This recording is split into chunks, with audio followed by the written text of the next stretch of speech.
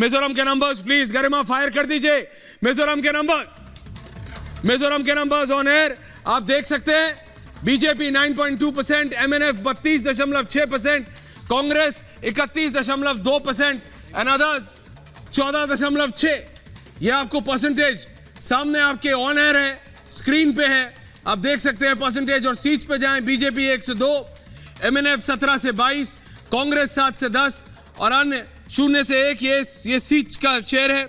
और इसमें आप देख पा रहे हैं कि किस तरीके से जेडपीएम ये 7 से 12, जेडपीएम 7 से 12 के उसमें है, तो बीजेपी 1 से 2 सीट्स, लेकिन एमएनएफ के साथ 17 से 22 सीट। हालांकि एमएनएफ ने कहा है कि हम बीजेपी के साथ कोई कोलैबोरेशन नहीं कर रहे हैं अभिषेक, लेकिन तब भी मिजोरम के नंबर्स पे अभिषेक। मिजोरम का नंबर्स ऐश्वर्या मेरे को दिया नहीं गया है। जी बिल्कुल, वो रहा आपके सामने। और आप देख सकते हैं इस समय बीजेपी के ग्राफिक्स हम आपको दिखा रहे हैं। बीजेपी 9.2% के साथ मिजोरम में आगे बढ़ रही है। अगर मैं चाहूं मनोज जी, अगर आप अपने नंबर्स जरा एक बार एक्सप्लेन कर दें, और फिर मैं अभिषेक के पास जा रहा हूं टिल ही सी दोस्त नंबर। जी देखिए, वहाँ पे त्रिकोणीय मुकाबला है।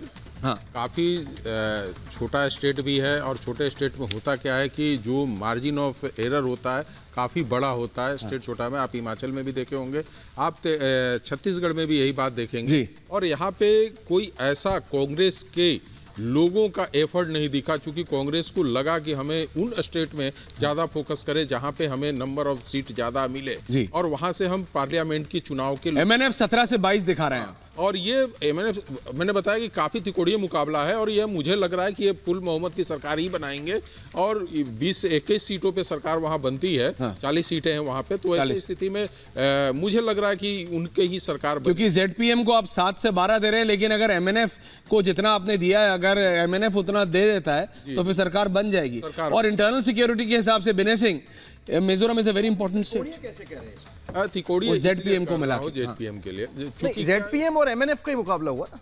नहीं, दोनों नहीं हुआ। उसमें कांग्रेस भी आया 7 से 10, आईएनसी ना, कांग्रेस 7 से 10 सीट पे है। 7 सीट से 10 सीटें से आ रही है। तो ये तीनों लोग मिलकर त्रिकोणीय बना रहे हैं, और वहां पे जो सीटें हैं कांग्रेस को जिस हिसाब से लड़ना चाहिए था, मेरा मानना है कि शायद वो अपने आप को वहां पे उतना फोकस नहीं कर पाए। जो लोकल लीडरशिप थे वहां पे, जो उनकी इकाई थी कांग्रेस की, उन्होंने ही अकेले चुनाव वहां पे लड़ा है। आखिर विनय सिंह, इंटरनल सिक्योरिटी के हिसाब से इंपॉर्टेंट नहीं, हमेशा पूरा का पूरा नॉर्थ ईस्ट, और नॉर्थ ईस्ट ही क्यों कहें, मैं तो बोलता हूं कि बिहार, प्रधानमंत्री का एक बिहार से पहले से बिहार यूपी का भी जो एरिया ईस्टर्न कॉरिडोर है जी, वो पूरा का पूरा इंटरनल सिक्योरिटी के हिसाब से सेंसिटिव है। और इंटरनल मुझे लग रहा है कि मिजोरम के फैसले कौन सी पार्टी जीतती है उससे ये भी तय होगा कि राष्ट्रीय सुरक्षा के मामले में हम किस तैयारी के साथ। बहुत इंपॉर्टेंट एस्पेक्ट है, क्योंकि मुझे ऐसा याद आ रहा है कि मिजोरम में एक रैली प्रधानमंत्री को करनी थी और वो नहीं हो पाई थी, क्योंकि प्रधानमंत्री की रैली से 2 दिन पहले या 1 दिन पहले जोरामथांगा जो हैं उन्होंने बोल दिया था कि हम रैली में नहीं जाएंगे। आप समझें कि वो एनडीए या नेडा के अलायंस पार्टनर हैं और रहेंगे भी। कहा है उन्होंने कि मैं हूं, हाँ, पर रैली में जाने से मना कर दिया, और शायद गृह मंत्री को जाना था, वो भी नहीं गए। कहने का मतलब ये कि बहुत कॉम्प्लिकेटेड पॉलिटिक्स लोकल होती है, पर अल्टीमेटली वो आके वापस जो केंद्र में सरकार होती है उसके साथ आ जाते हैं। तो एक लोकल डायनामिक्स रहा होगा मेरे ख्याल से। बाय एंड लार्ज ऐश्वर्या, जो बीजेपी की नॉर्थ ईस्ट पॉलिटिक्स है या हमारी 24 की जो चुनाव की पॉलिटिक्स होगी, उसमें फर्क नहीं पड़ता है। जो आंकड़े दिखा रहे हैं वैसे भी कि जोरामथांगा फिर से वापस आ जाएंगे। 62 साल पुरानी पार्टी है, और 62 साल से वो ऑन एंड ऑफ वहां पे रहे हैं, जोरामथांगा मुख्यमंत्री रहे हैं, तो मेरे ख्याल से बहुत फर्क नहीं पड़ता।